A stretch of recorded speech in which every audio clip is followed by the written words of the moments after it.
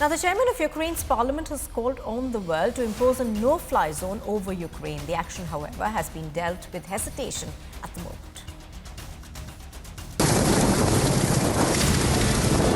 The chairman of Ukrainian parliament called on lawmakers around the world to back a no-fly zone over Ukraine, following the lead of the Baltic states of Latvia, Lithuania and Estonia.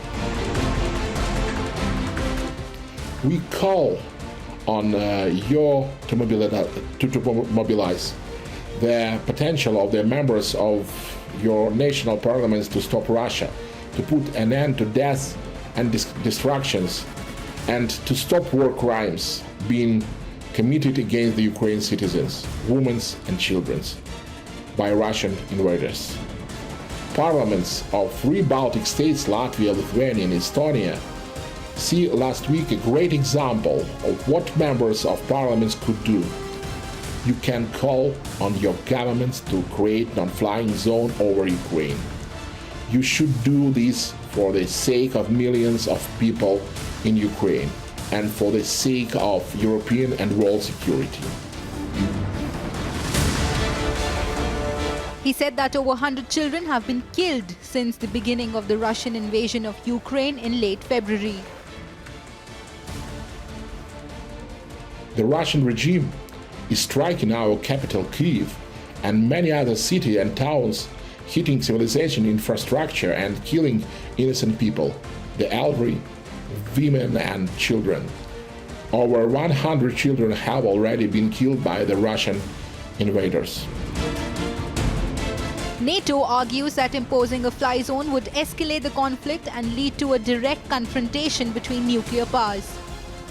NATO Secretary General Jens Stoltenberg had categorically ruled out any role for the military organization in setting up and policing a no-fly zone over Ukraine to protect against Russian airstrikes.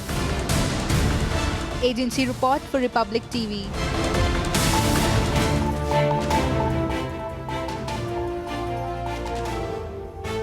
Here's news in brief now. Israeli President Isaac Herzog has met the French President Emmanuel Macron ahead of a ceremony commemorating 10 years since a deadly attack in Toulouse. Now, 10 years ago, an assailant on a motorbike opened fire with 2 handguns in front of a Jewish school in the southern French city of Toulouse, killing a rabbi, his 2 young sons and a girl.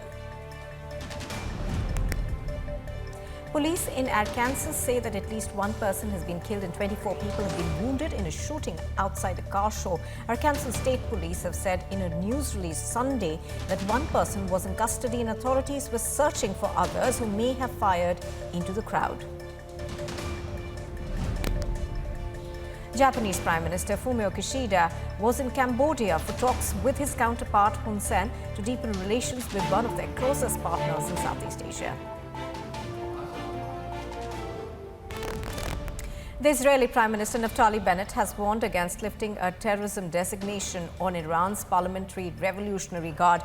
He said that the IRGC is the biggest and most deadly terrorist organization in the world. Unlike the Islamic State or other groups, a state stands behind it, Iran. The Duke and Duchess of Cambridge have met Prime Minister of Belize at the start of their tour marking the Queen's Platinum Jubilee. The royal couple visited Prime Minister Johnny Bericino and his wife, Her Excellency Rossana Bericino, the special envoy for families and children at the Ministry of Foreign Affairs, Saturday.